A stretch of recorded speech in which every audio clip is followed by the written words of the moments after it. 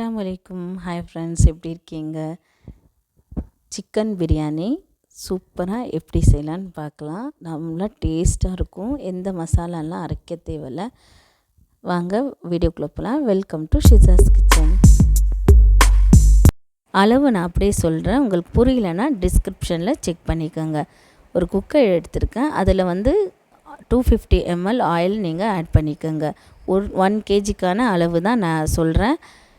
நல்லா oil heat ஆனதே ஒரு 2 பட்டை, நல்லா பெருசாக இருக்கட்டும் பட்டை, சின்னதாக இருந்தால் 3 துண்டு போட்டுக்கோங்க. 4 லவங்கம், 2 ஏலக்காய் ஆட் பண்ணிக்கோங்க.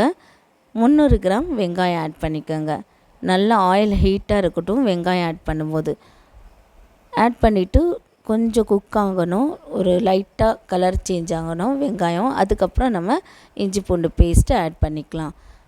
நம்ம எப்போவுமே பிரியாணிக்கு ஹீட் நல்லா ஹையாக வச்சு குக் பண்ணணும். இந்த குருமா குக் பண்ணுறோம் இல்லையா, இந்த குருமா குக் பண்ணும்போது நல்லா ஹீட்டாக இருக்கும்போது அந்த ஸ்மெல், பிரியாணியோட ஸ்மெல் வரும் இல்லையா, அது நல்லா வரும். அதுக்குன்னு ரொம்ப ஹையில் வச்சு தீச்சிடலாம் கூடாது. கரெக்டாக நீங்கள் பார்த்து பண்ணுங்கள். இஞ்சி பூண்டு பேஸ்ட் 50 இஞ்சி 50 பூண்டு இந்த கரெக்டான மெஷர்மெண்ட்டில் பேஸ்ட் பண்ணிவிட்டு 100 கிராம் நீங்கள் சேர்த்துக்கோங்க. நல்லா மிக்ஸ் பண்ணிவிட்டு இது நல்லா குக் ஆகுது. வெங்காயம் நல்லா குக் ஆகின அப்புறம் தான் நீங்கள் இஞ்சி பூண்டு பேஸ்ட்டை நீங்கள் சேர்க்கணும். அப்போ தான் அந்த பிரியாணிக்கான டேஸ்ட் இருக்கும். வெங்காயம் வதங்கலைன்னா பிரியாணியில் நல்லா இருக்காது. நல்லா குக் ஆகிடுச்சு பாருங்கள். இப்போது நான் மிளகாய் பொடி ஆட் பண்ணுறேன். நான் ஒரு 2 டேபிள் ஸ்பூன் ஆட் பண்ணுறேன். எனக்கு காரம் பத்தலைன்னா நான் மறுபடியும் ஆட் பண்ணிக்கோங்க. நீங்களும் செக் பண்ணிவிட்டு மறுபடியும் வேணும்னா நீங்கள் ஆட் பண்ணிக்கோங்க. மிளகாய் தூள் ஆட் பண்ணும்போது சிம்மில் வச்சுட்டு மிளகாய் தூள் ஆட் பண்ணதே தக்காளி ஆட் பண்ணிவிடுங்க. ஆட் பண்ணிவிட்டு ஃப்ளேம் ஹை பண்ணிவிட்டு நீங்கள் நல்லா மிக்ஸ் கொடுங்க. இந்த தக்காளி நல்லா வதங்கணும். அதே மாதிரி தக்காளி 400 கிராம் தக்காளி ஆட் பண்ணிக்கோங்க. கட் பண்ணுற விதம் நல்லா பெருசாக கட் பண்ணி ஆட் பண்ணிக்கோங்க. அப்போது நல்லா குருமாவும் நல்லா இருக்கும். தக்காளி அங்கங்கே இருக்காது, சாப்பாட்டில் நல்லா இருக்கும். உப்பும் ஆட் பண்ணிக்கோங்க. உப்பு ஆட் பண்ணிவிட்டு நல்லா மிக்ஸ் பண்ணிக்கோங்க. நல்லா வெந்து வரட்டும். தக்காளி வதங்குற வரைக்கும் நான் சின்ன டிப்ஸ் எல்லாம் சொல்லிடுறேன். அரிசி ஊற வைக்கிறது இப்போ நான் இந்த நேரத்தில் ஊற வைக்கிறேன். தக்காளி வதங்கும் போது நான் காமிக்கிறேன். நான் இன்றைக்கி புல்லட் அரிசி, பச்சை அரிசி எடுத்திருக்கேன், பிரியாணி அரிசி. நீங்கள் பாஸ்மதி எடுக்கிறீங்கன்னா குருமா தாளிக்கிறதுக்கு முன்னே நீங்கள் ஊற வச்சிடுங்க. அப்போ தான் பாஸ்மதி அரிசி வேகிறதுக்கு கரெக்டாக இருக்கும்.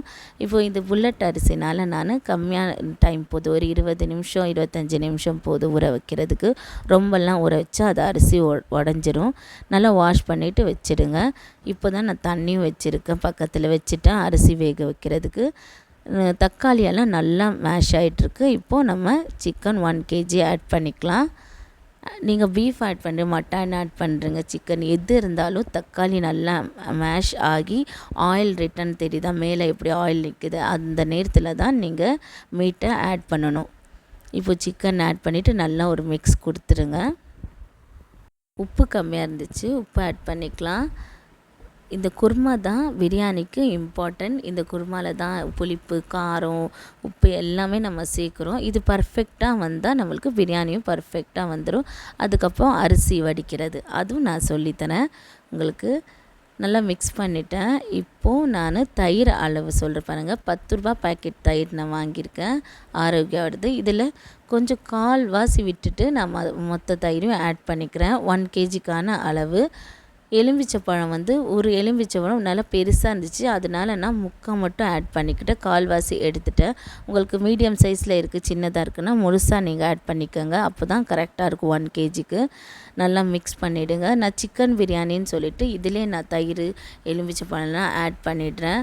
இதே பீஃபு, மட்டன் இருந்துச்சுன்னா நான் ஒரு மீட்டெல்லாம் கொஞ்சம் வேக விட்டுட்டு அதுக்கப்புறம் ஓப்பன் பண்ணிவிட்டு நான் ஆட் பண்ணிப்பேன். இன்ஷால்லா நான் பீஃபு, மட்டன் கூட ஒரு நாள் நான் செய்து வீடியோ போடுறேன். இப்போது கொத்தமல்லி எல்லாம் ஒரு கைப்பிடி இருக்கணும். பச்சை மிளகா மட்டும் 4, 1 கிலோவுக்கு 4 பச்சை மிளகா நல்லா வாஷ் பண்ணிவிட்டு ஆட் பண்ணிக்கோங்க. புதினா நிறைய ஆட் பண்ணிடக்கூடாது, கசப்பு தன்மை வந்துடும். அதனால எல்லாமே ஒரு கைப்பிடி தான் இருக்கணும், கரெக்டாக இருக்கும். ஒரு கைப்பிடி இப்போ நல்லா மிக்ஸ் பண்ணிட்டேன். நீங்கள் இப்படியே கூட வேக வச்சிடலாம். இப்போ குருமாக்காக ஒரு நல்ல ஒரு ஸ்மெல் வரணும்னா நான் ஒரே ஒரு விசில் வச்சு இன்னொரு விசில் வர்றதுக்குள்ளே நான் ஆஃப் பண்ணிடுறேன். இங்கே பாருங்கள், இங்கே அரிசி தண்ணி வச்சதில் அது நல்லா கொதிச்சிருச்சு. இப்போ நல்லா கொதிக்கணும். அப்போ தான் நம்ம அரிசியை ஆட் பண்ணிக்கணும். இப்போ பிரியாணிக்கு நீங்கள் அரிசியை ஆட் பண்ணிட்டீங்க. இந்த நேரத்தில் நீங்கள் எந்த வேலையும் எடுத்துக்காதீங்க. ஏன்னா அரிசி ஆட் பண்ணதே இங்கேருந்து நகரக்கூடாது.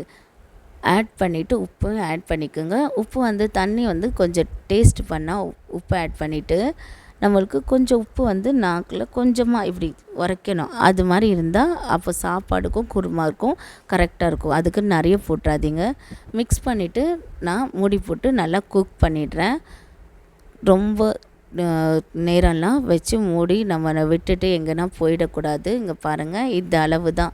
இப்போ ப்ரெஸ் பண்ணால் பாருங்கள் எப்படி இருக்குது. நான் வடித்து எடுத்துகிட்டு வந்துட்டேன். 55 to 60% தான் குக் ஆகணும் பிரியாணிக்கு அரிசி.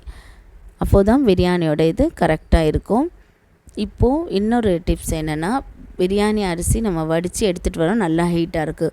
குருமா ஏற்கனவே பண்ணி நீங்கள் வச்சுட்டு இருந்தீங்கன்னா நல்லா ஹீட் பண்ணிக்கோங்க. அதுவும் நல்லா ஹீட்டாக இருக்கணும். இப்போ ரெண்டுமே நல்லா மிக்ஸ் பண்ணிவிட்டு நம்ம இது பண்ணிக்கலாம். தம்மில் விடணும். குருமாவை ஆட் பண்ணிவிட்டேன். சாப்பாட்டில் ஆட் பண்ணிவிட்டு ஒரு ஜல்லி கரண்டியை எடுத்துக்கோங்க. தோசை கரண்டியோ எது இருக்கோ அதை எடுத்துகிட்டு நீங்கள் இப்போ நான் மிக்ஸ் பண்ணுற மாதிரி தான் நீங்களும் இதே மாதிரி தான் செய்யணும். நீங்கள் போட்டு கிளறிட்டால் அரிசி உடஞ்சிரும். அப்புறம் பிரியாணியோட டேஸ்ட்டும் டெக்ஸ்டரும் மாறிடும். இதே மாதிரி நீங்கள் செய்யுங்க. சூப்பராக கரெக்டாக தம்மாய் வரும். வெள்ளை சாப்பாடும் அடியில் இருக்கும். பார்த்து கரெக்டாக செக் பண்ணி இது மிக்ஸ் பண்ணிக்கோங்க. அடியிலேருந்து ஓரமாக எடுத்து தான் நம்ம அரிசியை லெவல் பண்ணி விடணும். நடுவுலேருந்து போட்டு மிக்ஸ் பண்ணக்கூடாது. அப்போ அரிசி உடையாமல் கரெக்டாக இருக்கும். இப்போது நான் பிரியாணியை லெவல் பண்ணிவிட்டு தம் விடுறது தான். தம்முக்கு வந்து நான் துணி எதுவும் ஆட் பண்ணலை. அப்படியே தான் தம் விடுறேன்.